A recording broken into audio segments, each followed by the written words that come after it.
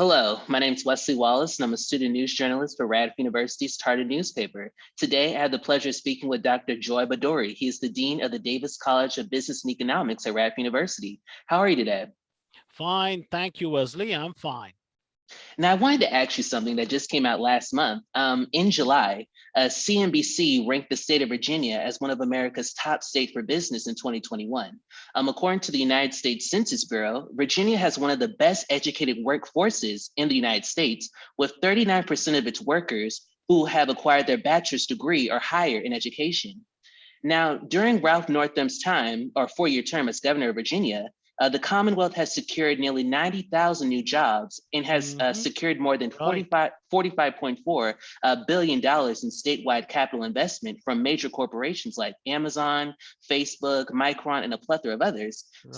So I wanted to ask you, as the dean of the Davis College of Business and Economics, how will you equip business students with the necessary tools, resources, and education so that they can capitalize on Virginia's economic opportunities during the COVID-19 pandemic? Yeah, Wesley, that's a great question. Undoubtedly, Virginia has always been considered one of the best states to do business in. But if you look at most of those rankings that look at business climate, traditionally they have been uh, more favorable, and in my humble opinion, far too favorable of things like tax rates, Mhm. the willingness of local as well as state governments to give startup packages or tax breaks, etc. Mhm. Increasingly, uh, increasingly, those surveys have realized what the companies have realized, that in the new economy of tomorrow, the single most important asset that companies need are the workers and Right. the talents and their skills. And it's a different set of skills and talents than what got us through over the last 50 to 100 years. Mhm. Uh, the talent has to be at a higher end, a greater familiarity with information technology, a greater familiarity with data, and a greater ability to think on your feet. Mhm. Okay, that's what uh, that's what the businesses need, and that's what those surveys have turned to. And I believe the recognition of Virginia, which was all over the news this time, was a very well-deserved honor. So, what is it that we are doing within Mhm. the Davis College? Uh, Somewhere during my uh, initial few lines, I said uh, the skills that companies will need will have to do with two important sets of skills. One, the skill to analyze data, know where Mhm. to collect data from, okay, analyze it, and even more importantly, make decisions based on that data, Right. okay. And you may think of it as appealing to the left side of the brain, okay, the analytical side of the brain.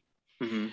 An equally important skill that will be needed in the dynamic world that the new economy has created and will create more of as new technologies come to uh, come to become part of our lives is the skill that I referred to as being able to think on your feet.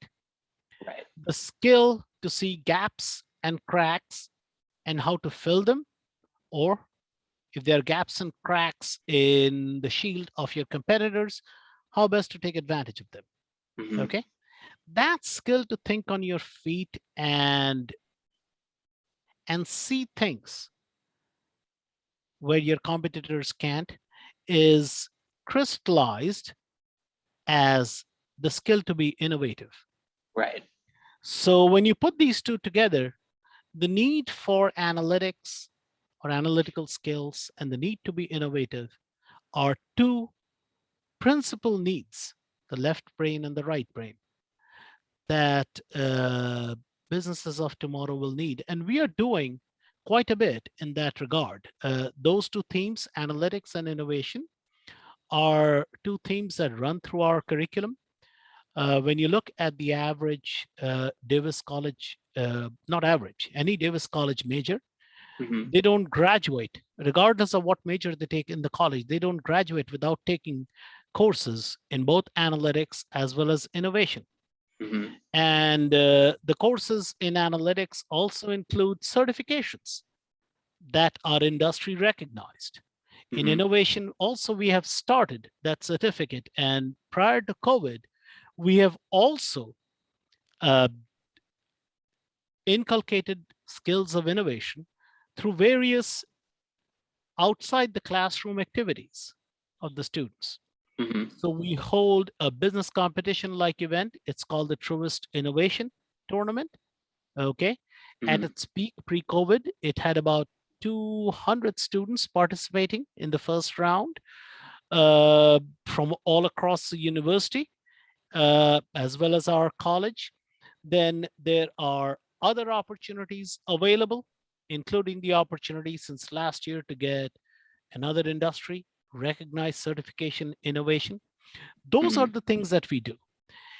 Going forth, we will be operating the Venture Lab, which is meant to foster that entrepreneurial sense in students, those students who would like to start businesses of their own, which is where a lot of new jobs will come from.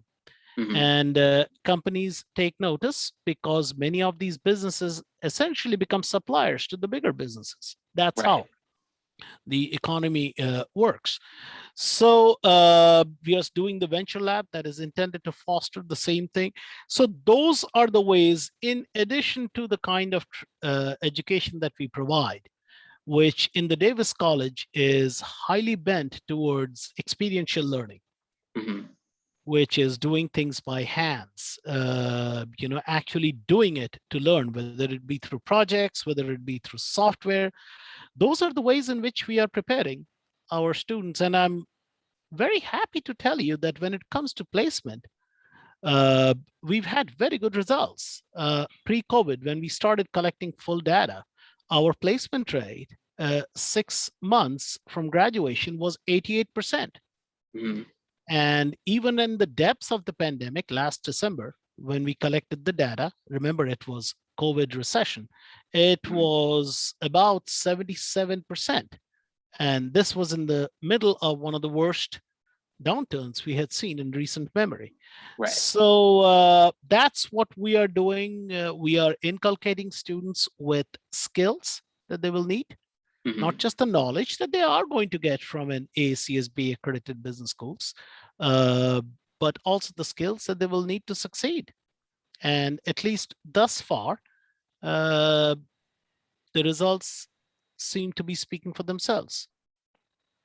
And it's great that you touched on highlighting the skills of not only analyzing data, but also innovation. I wanted to ask you something that you said in 2019. During the 2019 interview with the New Delhi Institute of Management, you stated, quote, there will come a time when business schools will have to start training students to take jobs in industries that don't exist and start creating some of their own. According to the July jobs report from the US Bureau of Labor and Statistics, the US economy actually added 940,000 new jobs last month, which caused the unemployment rate to fall at 5.4%. Yep.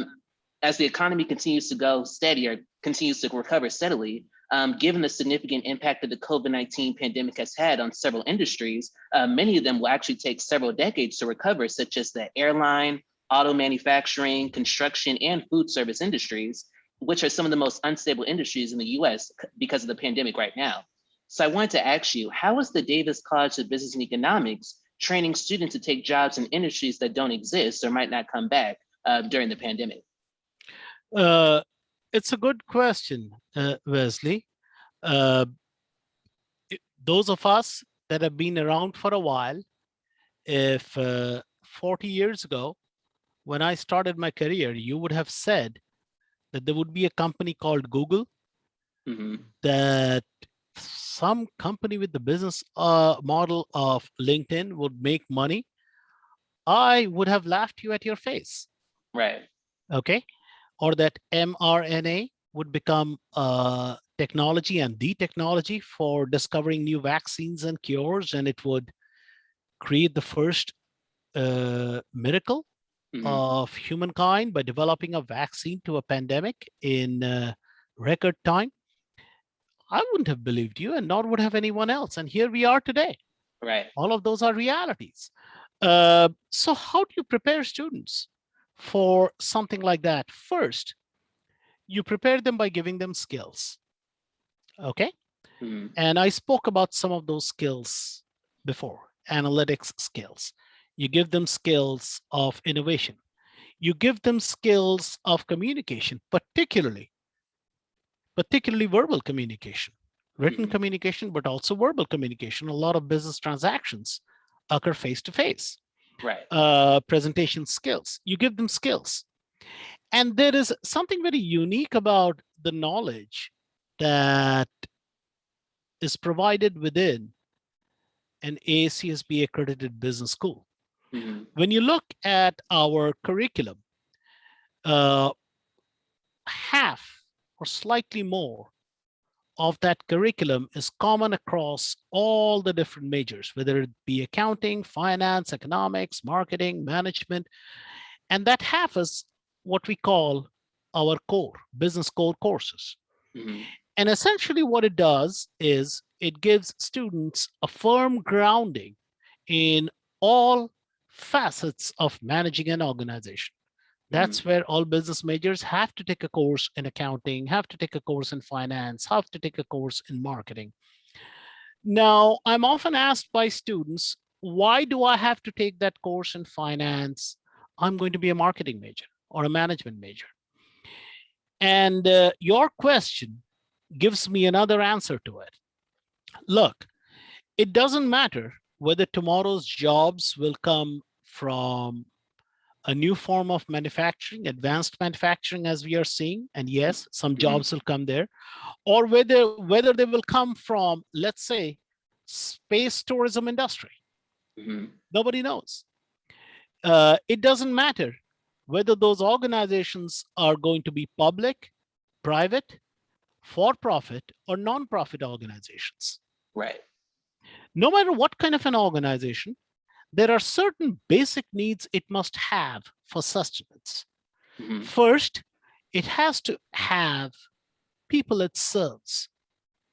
Okay, in business lingo, we call that customers. Now, identifying those customers,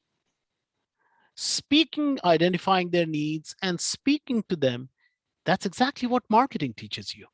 Right. Right? Now, whatever the needs of the customers are, I don't care if you are a Red Cross delivering much needed help in some ravaged part of the world, or whether you are General Motors making cars, whether it's service or products. But delivery of those services or delivery of that product is going to require you on the inside to put some processes in place, whether they be service processes or manufacturing processes, whatever, whether they are automated, whether they are more manual, you need to have certain processes put in place in order to ensure that the needs of the customers that you have identified and you're serving are actually being met by the service or the product that you need to provide and is being provided. Well, that second process of ensuring that all of that is in place is exactly what management is about. Operations management, if you've got to transport some goods, that's supply chain management, right? And then every organization, in order to make it work, needs to make sure that its financial houses are in order. Right. The language of finance, just as you and I are conversing in English, the language of that finance is accounting, right? Right. And the management of that finance is finance. So you need somebody who can handle that aspect so that the organization itself remains sustainable. Okay? Every organization is going to involve human beings. I do not know of any big organization that is run entirely by machines. So you will need to manage those human beings. You will need to find ways to motivate them. You'll need to find logical and fair ways to compensate them, right? No matter what you're going to operate in some country, and that'll have some laws with regards to its to the workplace. Somebody somewhere will have to do all of that. Right. Well, that is exactly what organizational behavior and human resource management is. So the sum total of all of this is a business education imparts knowledge to you that is transferable to any kind of workplace, that is needed in any kind of workplace, actually needed. Knowledge, not skills. We are not talking simply communication skills, which are needed everywhere. This is knowledge that will be needed in any kind of a workplace, because every workplace will have those attributes that I talked about. There'll be people that they have to serve, which means you need to know what they need to be served. Once you know what they need to be served, okay, that's marketing. You will need to figure out how to provide the service or the product. Well, that's management. The management, the ensuring that all of this is done sustainably, is accounting and finance. Right. Managing the people who will actually have to participate in this process to make sure that this all works, that's human resource management, organizational behavior, etc. All of this knowledge is needed in every organization. So the knowledge that we impart is really, at its core, time independent and organization independent. And that gives us hope that we are preparing students with knowledge that will serve them well in the future, regardless of the change in the economic landscape, as well as skills. Analytics skills, communication skills, innovation skills. And that's great that you touched on it, because when it pertains to college campuses in the United States, a business major is actually considered one of the more popular majors on college campuses, because students are attracted to the opportunities associated with business degrees, like earning high salaries or high level positions after they graduate, or experimental classroom learning or study abroad opportunities. Research shows that undergraduate business majors account for about 1 out of every 5 bachelor's degrees that are awarded each year to college students. However, not all business majors are created equally in the job market. Research shows that general business and marketing majors are more likely to be unemployed or underemployed after they graduate, meaning that they hold jobs that don't necessarily require the college degree that they went to school to get. They also earn less than those in more math-focused business majors, such as finance and accounting.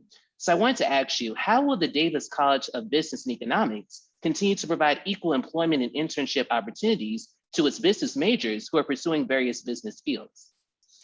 Yeah, look, you're absolutely right. Business is a very popular major. Here at Radford, the business school's enrollment has more or less been a very steady fraction of Radford's overall employment. In as much as business being the largest major on campus, while that is true on many campuses, it is also not true at many others, and Radford being one. The average university in Virginia also being one. I have often puzzled about why the difference, and I suspect it essentially comes down to a university's overall branding and reputation and what it's known for is always the single most important thing that a potential student has in mind. Okay, so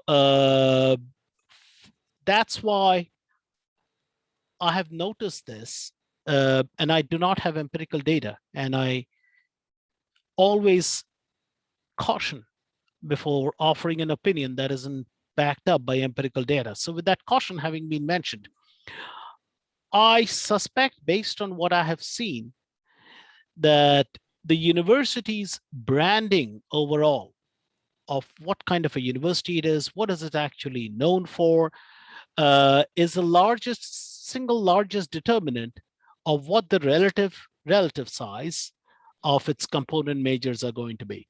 But we are very happy at Radford that business is definitely a substantially large major, undergraduate and graduate combined, and we are looking at graduate substantial increase in our graduate population over the coming years.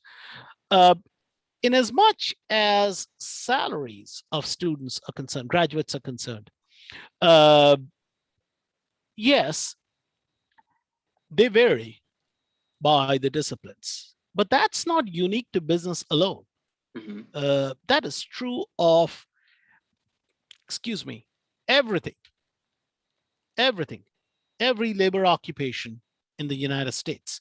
The Hmm. United States follows a capitalist system, and economics 101 on day one, as our students learn, prices are governed by demand and supply. Right. If there's a demand, if there's a huge demand for a certain occupation and there's less of a supply, wages, salaries are bound to rise. That's why, for example, after decades of stagnation, thankfully, we are seeing salaries rise for minimum wage workers. Right. Why? Because the demand has been spiking and there's a shortage of labor. Hmm. Okay. So that law more or less governs what the salaries of any graduating major are going to be, which in turn decides, determines other things. Uh, and the same thing is true within business, and the same thing is true outside of business. For example, if you look at the data of graduates from different disciplines, Georgetown University probably has the best data on that. Engineers Hmm. make a lot. Graduates of medical schools make a lot. In fact, engineers make a lot more than even business graduates. Right. It's all a question of supply and demand. There's a huge demand as I told you, as we move into the new economy, and there's less of a supply there. So what are we doing? The important thing to do, besides giving them the knowledge and the skills and preparing them from success, is for for a school like ours, which is a professional school, I believe placement of students or helping place students is also a key responsibility Hmm. of ours. We are a business school. As I was saying to a business leader just yesterday evening at an event outside that I just attended, uh, we are a business school. And that means that how well we are doing is in substantial part determined by what kind of a placement our students are getting. And typically we measure, business schools measure within 6 months of graduation.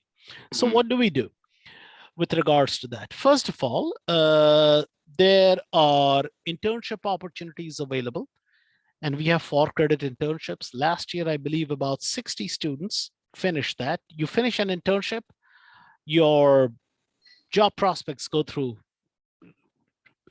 increase dramatically. So Right. we emphasize internships right from day one to our students. We partner with the Center for Career and Talent Development uh, very actively. They have lots of events at which students are prepared for students are prepared for finding jobs and getting jobs, including help on resumes. The Jumpstart Conference is just one example of that. We heavily promote that among students. And I'm so pleased to see when I look at the reports that on the average, business students have a much higher proportional representation in the students who participate in this than students from other majors. So at least some of that of that message is getting through. And the third thing that we do is we uh, work very actively at getting internships and other opportunities into the business school. Hmm. And I just told you about the business event yesterday. That's frankly the main reason why I do that. Right. Even in COVID, I held many, many Zoom appointments. Each year, uh, I'm trying to remember from my last annual report. Each year, I must have at least 25 such meetings. I know next week I'm going to go meet another business.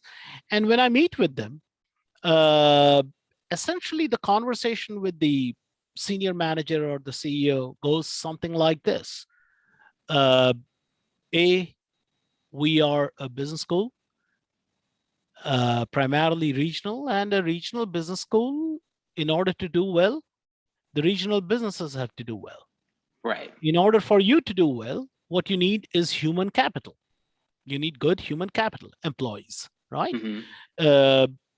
You are producers of human capital. I'm sorry, you are consumers of human capital. We, on the other hand, are producers of human capital. We produce that human capital through our students. Right. And I tell them, Mr. or Madam CEO or manager, I'm here to see how we build a bridge and a good supply chain for that. And what I would like to do is, when you have opportunities, let me know, let us know, and we'll push the word out to our students. And that's what we've done. Whenever we get these internship opportunities, we push the word out to students. We ensure that it's placed on handshake so that all students can see. That's what we are doing to make sure that students get that first start in life. Right. Once you get that first start in life, Wesley, with the knowledge, with the skills that we've given you, with the other leadership skills that you would have acquired if you had participated in any one of our 16 student clubs, or gotten yourself another certification that we offer, which is the Truest Leadership Certification offered by Truest, formerly BB&T. You have what it takes. You need that first break in life. And then, using the skills and the knowledge that you've given and other factors, you will succeed in life. You absolutely will. So that has been our game plan. Give them the knowledge, give them the skills, emphasize the need for internships, emphasize the need for professional development when the Center for Career and Talent Development holds its events, and then do everything possible to set up relationships with businesses so that when those opportunities come available, they think of us and immediately push them out to the students, encouraging them to apply. So, and after that, as I said, once the students get their first break with the knowledge and the skills that they've acquired, they're really on their own at that time to succeed. And they will, and they will. Could we do a better job of that? I'm sure we can. I know we can. And doing a better job of creating this pipeline of placement, as I call it, creating this ecosystem of placement, that's one of any business dean's goals at any school. And I would be no exception, and my colleagues would be no exception in that. But the good news is that when it comes to the importance of ensuring student success through placement and career enhancement, there is no question of that within our college, in the minds of any one of my colleagues or myself. Absolutely. And just to switch gears a little bit, I want to talk about your time since your arrival coming to Radford as serving as the dean of the Davis College in Business of Economics. On August 1st, 2018, you assumed your role as the dean of the Davis College of Business and Economics. After serving this position for the past 3 years, how has your leadership advanced the educational goals for students and faculty members within the Davis College of Business and Economics? Look, that's a good question, but I must preface my answer by saying, Wesley,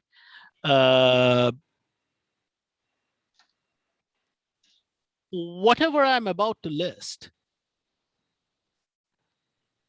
you should not, or anyone listening to this should never ever construe that those are my achievements. They are not. Honestly, I'm just blessed to have some great colleagues, and my role has been and will continue to be a champion, a facilitator, an enabler, what I call the constant gardener. Mm-hmm. You know, the constant gardener. All you got to do is when you've got good plants, all you got to do is make sure that they are taken care of. That's my principal role. But what I'm about to list are achievements of my colleagues, or achievements of my colleagues at the end of the day. Uh, they are the ones who get these things done. So let me list a few things that we have done.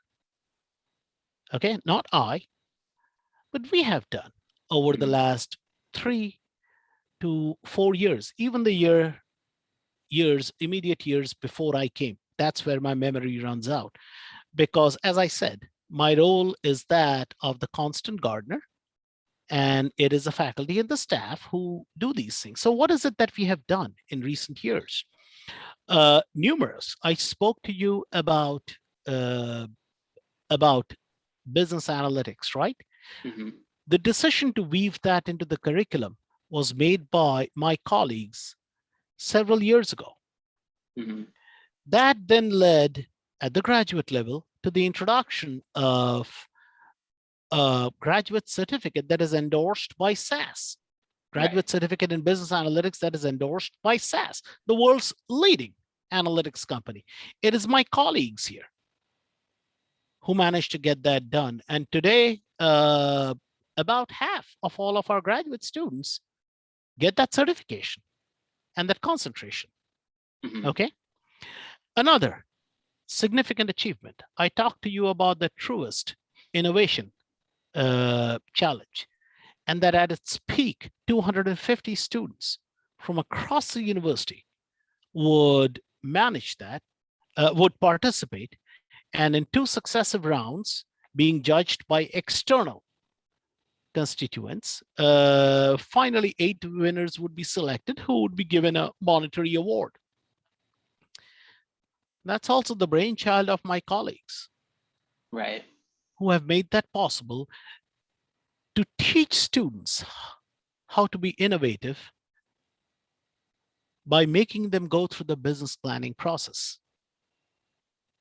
Okay. Mm-hmm. Those are the things that we have done on behalf of our students. When it comes to programmatic development, let me give you an example of something that my colleagues have done about 1.5 years or 2 years ago. When you look at Virginia, there is a substantial portion. This is true of every state, but I'll only give you Virginia's stats. There's a substantial portion of Virginians who are not as lucky as you and I, Wesley, in that they were able to attend college and finish a college degree. Mm-hmm. They got some college credits, whether it's at a community college or at a university, and then life happened to them. Right. And they had to drop out and they had to go out, and now they are, we call them adult learners, at a certain advanced stage in their life. And a college degree has become absolutely necessary to finding a job Mm-hmm. or career enhancement. Okay. Whether that is what economists call qualification inflation. I think you called it underemployment or some, I'm sorry, you refer to it where essentially degrees works that jobs that didn't require college degrees before are now requiring it. It's a well-documented phenomenon. Several economists have pointed that out. But be that as it may, the marketplace is the marketplace. And if it says you need to have a college degree for this particular job, or a college degree will be preferable for this particular job, then that's exactly what it is. And these students are at a point, these potential students, these Virginians are at a point where they need that, but they are hemmed in by constraints of time. They are hemmed in by constraints of distance. They are hemmed in by constraints from family and work and other obligations. Right. And how many of such Virginians are there?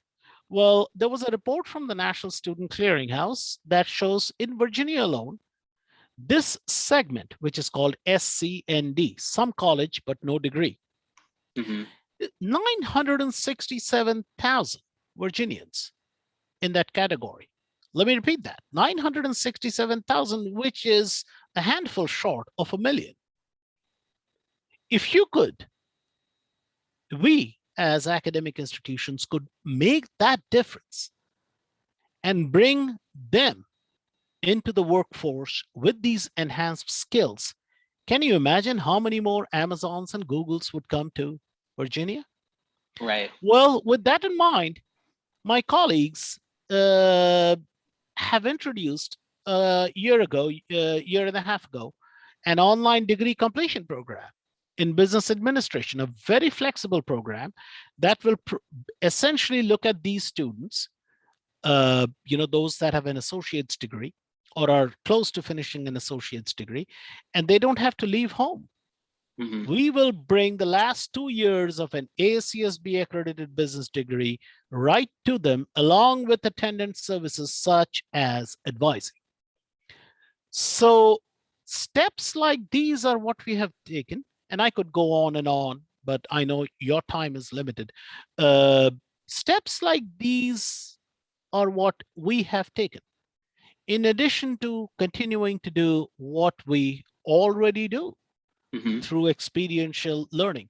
Another great example of experiential learning in finance and accounting, look up SMIPO, SMIPO, one of our student organizations, and look at what they do. You Mm-hmm. won't have to go that far. Just do a search on the university's website, because they present it to the board, to the foundation board, etc., various times. So those are the kinds of things that we have done to ensure student success. Another great example of a program that has been started by my colleagues that we have done, it's aimed at the higher performing students who come to the Davis College. That's called Davis College Fellows Program. Mm-hmm. It's got strict entrance requirement. We currently have about 54 students in that program. It's a 4-year program. And in that program, when you enter, you take a class. All of you take a special class in the first semester. It's called COB 150, taught by the director of that particular program. And thereafter, there are special cohort activities that the students have to do for all 4 years. Mm-hmm. And they are required to participate in these engagement activities that we have. We bring a lot of guest lecturers to our classes. We have lots of external events, Mm-hmm. from the Global Capitalism Lecture Series to the Leadership Symposium to executive in residence. And most of these we have carried through even during times of COVID. These students have a requirement to finish a minimum of these activities each year to Right. build those leadership skills and learn about the world outside. These are the kinds of things that we do to ensure student success. These are the kinds of things that we do. Mm-hmm. Absolutely. And I wanted to ask you, in 2019, in the 2019 Biz Ed magazine article titled Aspiring to be Dean, you discussed the best advice you ever received from a longtime dean by stating— Man, you've scoured the internet. If you found me on YouTube, my God, you've been a sleuth. You've been a good sleuth. Go ahead. Thank you. You said there are 3 kinds of problems: those that you can solve, those that you cannot, and those that you have to outlive. The trick is to know which is what and react accordingly. How would you describe your problem-solving skills as a leader in higher education? And how do you go about solving problems on your day-to-day basis as the dean of the Davis College of Business and Economics at Radford? That goes to the heart of my management philosophy. The first step in solving a problem, Wesley, is the will to acknowledge that you have one. Mm-hmm. I don't care what organization. First, you have to acknowledge that there is a problem. Okay. Mhm. And that involves judgment, because if you stop and think about it, uh, there's a million problems in a million things a million times a day. Right. And yet there are only 24 hours, of which some must be spent in sleep, right? Mhm. Yeah.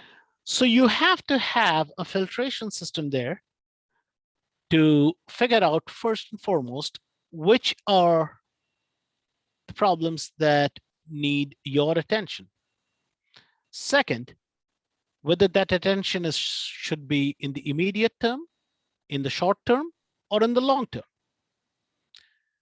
That depends on the nature of the problem. Mhm. Okay. Things that need immediate term attention, like, for example, if you were to come to me with a problem that you are facing and the registration deadline is tomorrow, that's something that needs to be resolved immediately. Mhm. Okay. On the other hand, if you come to me with another issue that is more intermediate term Mhm. or long term, for example, the provost tells me, Joy, I need this project done in the business school, and you've got a deadline of 6 months or 8 months. That's intermediate term. Long-term problems are the ones that where you see trends happening, uh, and you need to start preparing yourself for them. So Mhm. that's a second step. First is identifying which ones. Second is identifying the impact, the duration, the time to impact for these problems. And then third, having acknowledged them, you study the problem. One lesson I have learned in my life, and I say this facetiously sometimes, but I really mean it, is make decisions based on data, and as much as possible, not based on anecdotes or intuition. Mhm. Anecdotes and intuition are important, but unless you see evidence, and in most cases, some way, shape, or form, you will be able to get data to either prove or disprove. Mhm. Uh, don't make decisions. Big mistakes happen when leaders make decisions on the basis of nothing but hearsay, anecdotal evidence, and so on and so forth. Mhm. Uh, Even after doing all of this, you may make a mistake. You know, the Alfred Sloan once said of his time as a CEO of General Motors that if you are scoring 50% in terms of success with your decision making, you are already way up there. Right. So that's the nature of decision making in real world. But at least to maximize your probability, do some thorough analysis. In that analysis, involve everybody that stands to be impacted by the problem. It doesn't matter whether it's students, faculty, staff, yourself, external stakeholders. So when our strategic plan was developed, I have a student advisory board. I ran it by them. I ran it by external stakeholders, not just our internal faculty and staff. That's what we did. Mhm. Okay. So involve the stakeholders and maintain, in as much as possible, maintain an open mind, maintain the attitude of a neutral bystander, Mhm. listening, because almost every problem in this world that is worth solving uh, is complex and has many facets. And it takes a group of opinions from different people from different perspectives for the decision maker to get a comprehensive understanding of exactly what the problem is and how to solve it. Okay. Mhm. Uh, and then with the use of data, and then you come up with a solution, the best solution that you can, with the humility first, with the responsibility that at the end of the day, uh, for a college as a dean, You happen to be the final decision maker, so the buck stops with you.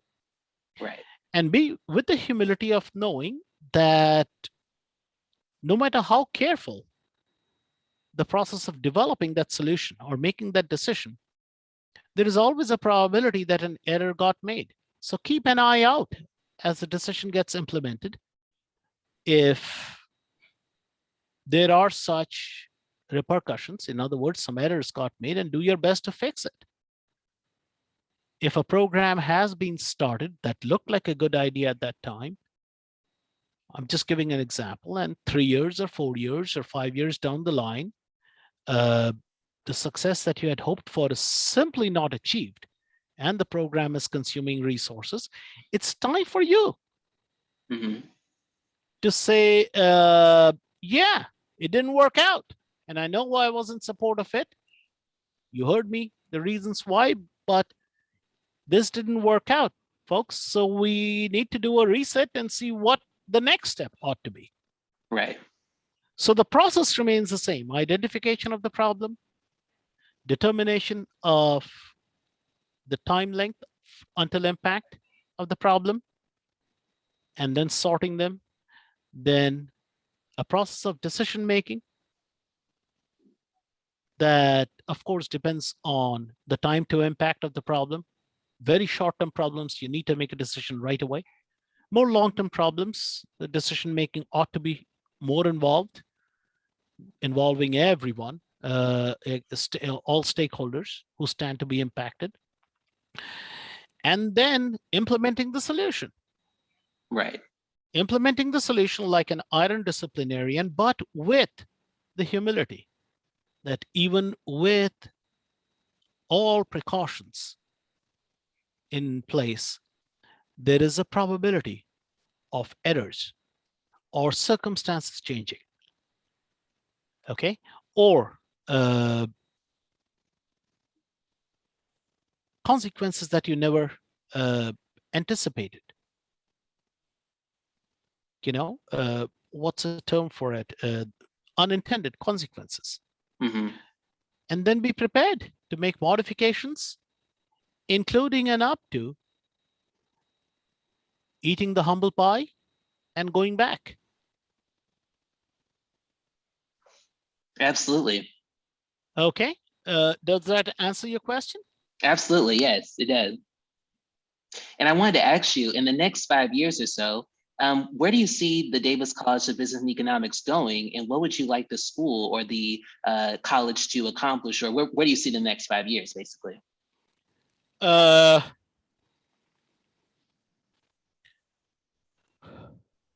get to the long term, 5 years in today's world is a long term. To get to the long term, you've got to plan the short and the intermediate term well. Okay.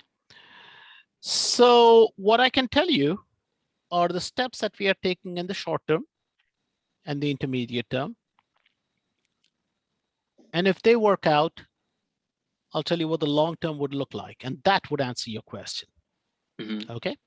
So in the short term, our efforts are geared towards preparing for our accreditation visit, re-accreditation visit that occurs next fall. That is a pretty big task ahead of us, you know. That involves doing a lot of things, not just getting ready from the administrative side, report writing and communication with the accreditation team and all of that. That also involves doing things on the inside, such as we have a few searches going on, making sure that those searches are successful, because we need to have those faculty in place to show that we have adequate faculty to serve our students and that they are qualified faculty. So that's one short term. A medium term, there's a massive effort underfoot in this fall by my colleagues that we have to get done, which is updating the content of our curriculum, particularly those core courses that I talked about. That is a massive undertaking. There are about 14 courses that we are talking about, Hmm. and their content has to be updated so that they serve all business majors, not just one or two, all business majors well. Their content Hmm. has to be updated with changes in accreditation standards in mind, with changes in discipline in mind. That is a substantial effort that will lead to a much more vibrant curriculum for students going forward. And remember, I told you two things necessary for student success beyond graduation: the knowledge that you impart them and the skills that they pick Right. up in the process. This is going to mostly affect the knowledge that they will need. Uh, Once that is done, at the graduate level, another huge initiative we have is the universities partnering with this company called Academic Partnerships. Hmm. And we have remodeled our graduate program, our MBA, which, since you've done a lot of search on the internet, that's excellent. You'll make a good journalist, Wesley. Thank you. Uh, our MBA has been ranked by US News and World Report, by Princeton Review. That's the MBA that we are now uh, planning for a massive growth in enrollment. Hmm. So we've done a lot of things, essentially redeveloped those courses to fit 7-week formats. We are going to be admitting and recruiting students 6 times a year, twice every semester: fall, spring, summer, year-round program. So that will be a substantial thing to coordinate.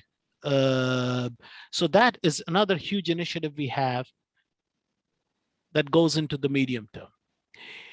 Uh, if these initiatives such as these work out, and we sure hope that all the hard work that my colleagues have put in will work out, in the long term, which is 5 years, what we will have is our quality reaffirmed in the eyes of our students, our employers, through successful reaccreditation, Hmm. a curriculum that prepares our students for the jobs of tomorrow through the curriculum content update process, a highly vibrant graduate program, Hmm. okay, perhaps new concentrations in emerging areas, okay, to help better placement of students, uh, and that always has a spin-off effect on our undergraduate students. Right. Always has a spin-off effect on our undergraduate students. Even more importantly, among those innovations that my colleagues have done to prepare students for success over the last few years, I should have mentioned one called Accelerated Masters Program. It's a program that was introduced by my colleagues a few years ago that enables undergraduate students who have adequate GPA at the junior and senior level to essentially take graduate courses and have them counted towards their undergraduate degree, Hmm. after which they're seamlessly admitted into the MBA program, provided they maintain their grades, and thus have a shortened time of completion between an undergraduate degree and an MBA degree. Right. Okay, so I'm expecting that accelerated master's program also to grow, because undergraduate students will know that we now will have an MBA program that they can complete on their own, regardless of where they are. And even though they may be working and have a family post graduation, Hmm. post the completion of their undergraduate degree. So those are the kinds of things that I hope to be able to see in 5 years. I hope for this COVID thingamajiggy to be behind us, Hmm. because that's really holding back a lot. And the disruption caused by COVID, not only in terms of education, but also in terms of it's limiting our ability for student engagement, Right. right? First, there was social distancing. Now there's none, but still There are masking requirements and everything else. So I hope for that to be behind us and behind us in the not too distant future. So, does that answer your question? Absolutely. Okay. I try to keep my answers pragmatic rather than speaking at 30,000 feet whenever I could help it, because I have difficulty hearing people who only speak from 30,000 feet. So I figured there might be other simpletons like me in the audience, also in this world, also would like to hear pragmatic, on the ground answers. Absolutely. You were great. And Dr. Bhadury, thank you so much for You- taking the time to speak with the Tartan. We really appreciate it. You're welcome. And I know since this is being recorded, Wesley, remember, you promised me to watch those Wesley Snipes movies. So I don't break will. that promise. I Okay. will. Thank you. You have a great day. Thank you. You too. Thank you.